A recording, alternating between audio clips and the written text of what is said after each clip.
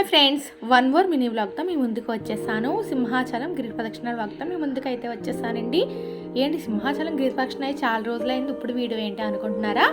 Already full video అయితే మన ఛానల్లో అప్లోడ్ అయిందండి.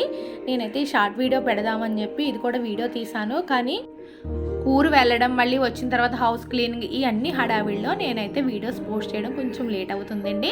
దానికోసం ఈ వీడియో కూడా లేట్ అయింది.